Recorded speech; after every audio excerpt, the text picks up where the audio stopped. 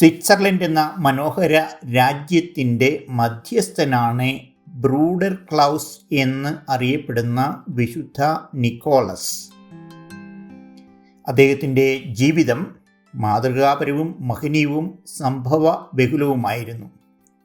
യൂറോപ്പിൽ പ്രത്യേകിച്ചും ജർമ്മൻ ഭാഷ സംസാരിക്കുന്ന രാജ്യങ്ങളിൽ അദ്ദേഹം വളരെ പ്രസിദ്ധനാണ്. ബ്രൂഡർ ക്ലൗസിൻ്റെ ജീവിതത്തെക്കുറിച്ച് അനേകം പുസ്തകങ്ങളും ലേഖനങ്ങളും എഴുതപ്പെട്ടിട്ടുണ്ട്. എന്നാൽ മലയാളികൾക്ക് ഈ വിശുദ്ധൻ അത്ര പരിചിതനല്ല. തൻ്റെ അസാധാരണ പുണ്യങ്ങളാൽ അനേകരെ ദൈവത്തിലേക്ക് ആനയിച്ച വിശുദ്ധനാണ് ബ്രൂഡർ ക്ലൗസ്.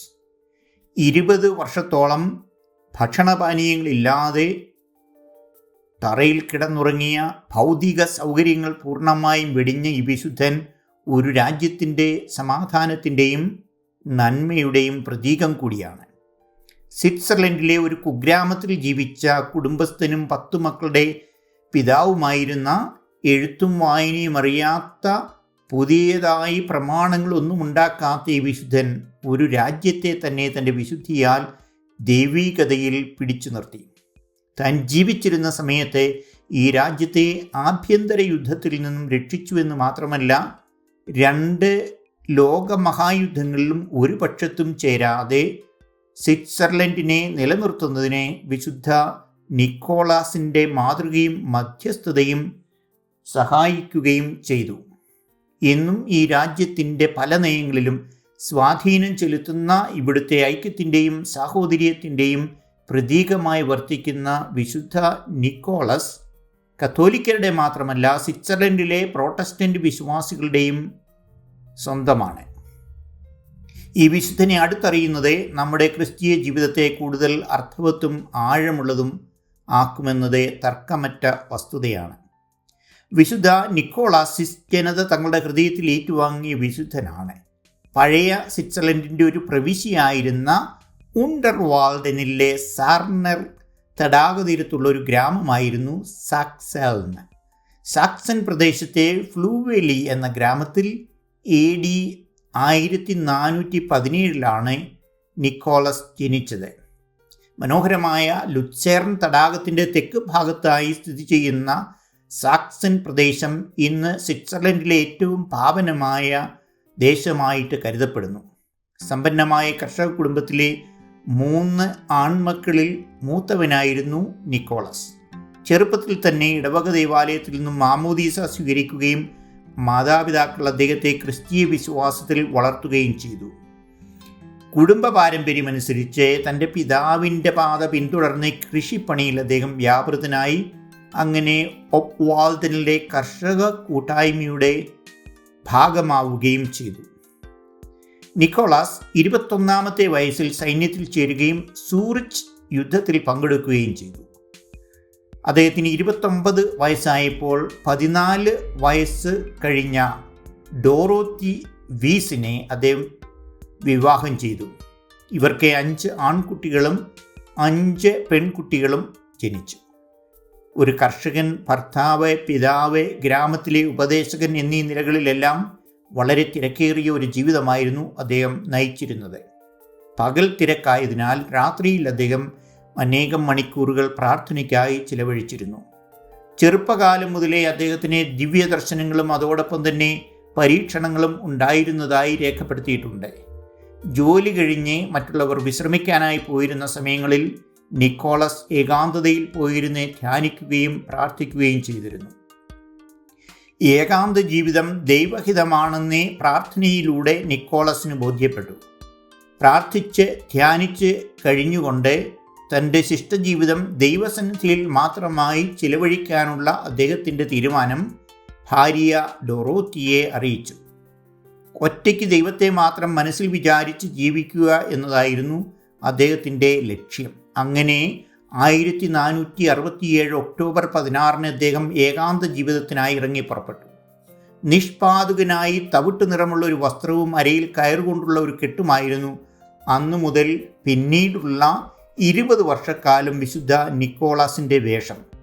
ഇതുവരെ സാധാരണക്കാരൻ മാത്രമായിരുന്ന നിക്കോളസ് അധികം താമസിയാതെ എല്ലാവരുടെയും സഹോദരനായ ബ്രൂഡർ ക്ലൗസ് ആയി മാറുന്നു.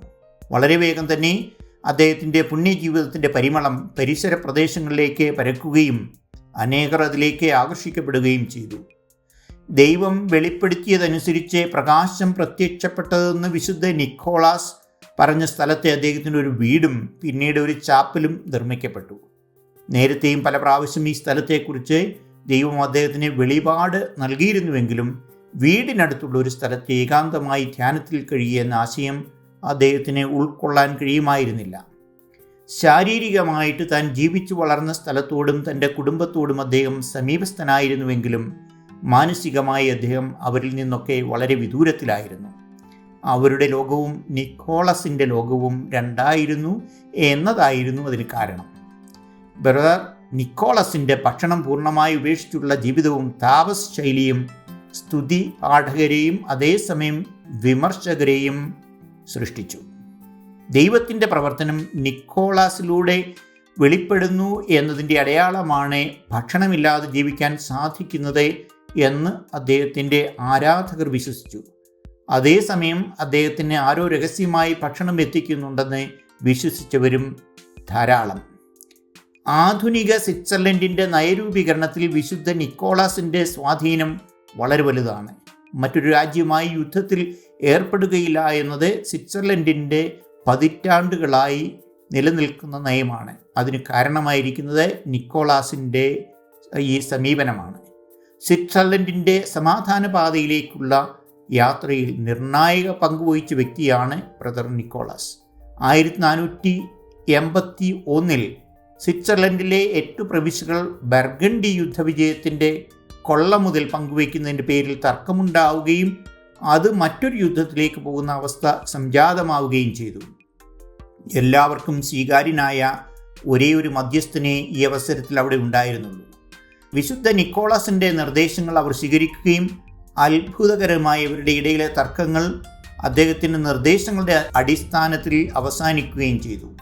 അദ്ദേഹത്തിൻ്റെ ഉപദേശമായി രേഖപ്പെടുത്തിയിരിക്കുന്നത് ഒന്നാമതായി നിങ്ങളുടെ അതിർത്തികൾ അനിയന്ത്രിതമായി വ്യാപിപ്പിക്കരുത് എന്നതായിരുന്നു. രണ്ടാമത്തെ നിർദ്ദേശം മറ്റു സമൂഹങ്ങളുടെ കാര്യത്തിൽ അനാവശ്യമായി ഇടപെടരുത് എന്നതായിരുന്നു. ഇതിനേക്കാളെല്ലാം പ്രധാനപ്പെട്ടത് എല്ലായ്പ്പോഴും സമാധാനം സംരക്ഷിക്കുക എന്ന് ഇരുകൂട്ടരോടും ആവശ്യപ്പെട്ടതായിരുന്നു. 1481 ഡിസംബർ 22 നടന്ന പ്രശ്നപരിഹാരം വിശുദ്ധ നിക്കോളാസിൻ്റെ ഇടപെടൽ വഴിയാണ് എന്ന് വിശ്വസിക്കപ്പെടുന്നു. ഇവിടെ ഉണ്ടായ പ്രശ്നപരിഹാരം അറിയപ്പെടുന്നത് സ്റ്റാൻസിലെ ഉടമ്പടി എന്നാണ്. ഇതിൻ്റെ നന്ദി അറിയിച്ചുകൊണ്ട് സിറ്റി കൗൺസിൽ അദ്ദേഹത്തിന് കത്തെഴുതിയത് ഇന്നും ലഭ്യമാണ്. വിശുദ്ധ നിക്കോളാസിൻ്റെ 70-ാം ജന്മദിനത്തിൽ 1487 മാർച്ച് 21 അദ്ദേഹം ഈ ലോകത്തോടെ വിട പറഞ്ഞത്. അദ്ദേഹത്തിൻ്റെ ഭൗതിക ശരീരം സാക്സണിലെ 17-ാം നൂറ്റാണ്ടിൽ നിർമ്മിച്ച ദൈവാലയത്തിൻ്റെ അൾത്താരയുടെ മുന്നിലായിട്ടാണ് അടക്കിയിരിക്കുന്നത്. വിശുദ്ധ നിക്കോളാസിൻ്റെ പ്രസിദ്ധമായൊരു പ്രാർത്ഥന നമുക്കൊക്കെ പരിചിതമാണ്. ഒരുപക്ഷെ അത് അദ്ദേഹമാണ് രൂപപ്പെടുത്തിയതെന്ന് പലർക്കും അറിയില്ലായിരിക്കാം. കത്തോലിക്ക സഭയുടെ മതബോധന ഗ്രന്ഥത്തിൽ ഇടം കണ്ടെത്തിയിട്ടുള്ള ഒരു പ്രാർത്ഥനയാണിത്.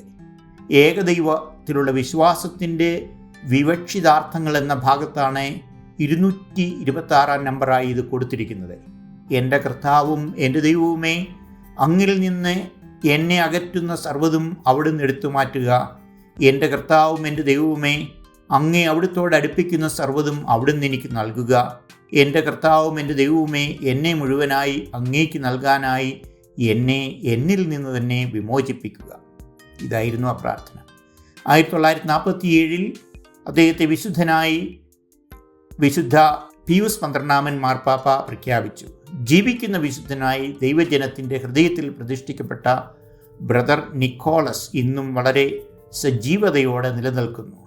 സ്വിറ്റ്സർലൻഡിൽ നിന്നും പുറത്തു നിന്നുമായി അനേകായിരങ്ങൾ ഓരോ വർഷവും വിശുദ്ധ നിക്കോളാസ് ജീവിച്ചു മരിച്ച പുണ്യസ്ഥലങ്ങൾ സന്ദർശിക്കാനായി എത്തുന്നുണ്ട്.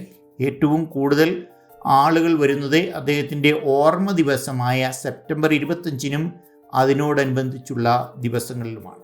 2024 സെപ്റ്റംബർ 14-ാം തീയതി മലങ്കര കത്തോലിക്ക സഭയിൽ തിരുവനന്തപുരം മേജർ അതിരൂപതയിൽ കീരുകുഴി എന്ന് പറയുന്ന സ്ഥലത്തെ അവിടുത്തെ വിശ്വാസികൾക്ക് വേണ്ടി ഒരു പുതിയ ദേവാലയം നിർമ്മിക്കുകയുണ്ടായി. ഈ ദേവാലയത്തിൻ്റെ കൂദാശ കർമ്മം നിർവഹിച്ചത് ബസേലിയോസ് കർദിനാൾ ക്ലീമീസ് കാതോലിക്ക ബാവയാണ്. ഈ ദേവാലയത്തിന് ഈ നാമം ഒരുപക്ഷെ ആദ്യത്തേതായിരിക്കാം കേരളത്തിൽ ഇങ്ങനെയൊരു ദേവാലയം ഈ നാമം നൽകണമെന്ന് ബാബ തിരുമേനി ആഗ്രഹിക്കുകയും അതിനോടനുബന്ധിച്ച് റവറൻഡ് ഡോക്ടർ മാത്യു ചാർത്താക്കുഴിയിൽ ഈ വിശുദ്ധൻ്റെ ജീവചരിത്രം ആളുകൾക്ക് പകർന്നു നൽകുന്നതിനായിട്ട് ഒരു പുസ്തകം എഴുതി പ്രസിദ്ധീകരിക്കുകയും ചെയ്തു. ഈ പുസ്തകം ബ്രൂഡർ ക്ലൗസിനെ കുറിച്ചുള്ള ആദ്യത്തെ മലയാള പുസ്തകമാണ്. ഷാലോമിൻ്റെ പ്രസിദ്ധീകരണ വിഭാഗമായ സോഫിയ ബുക്സ് ആണ് ഈ പുസ്തകം പ്രസിദ്ധീകരിച്ചിരിക്കുന്നത്. സോഫിയ ബുക്സിൽ നിന്ന് ഈ പുസ്തകം വാങ്ങുകയും ഈ വിശുദ്ധനെ അടുത്തറിയുവാനും ഈ വിശുദ്ധൻ്റെ അനുകരണീയമായ മാതൃക പിന്തുടരുവാനും കേരളത്തിലെ കത്തോലിക്ക ക്രൈസ്തവ വിശ്വാസ സമൂഹത്തിന് വലിയൊരു അവസരം കൂടിയാണ് ഇപ്പോൾ കൈവന്നിരിക്കുന്നത്.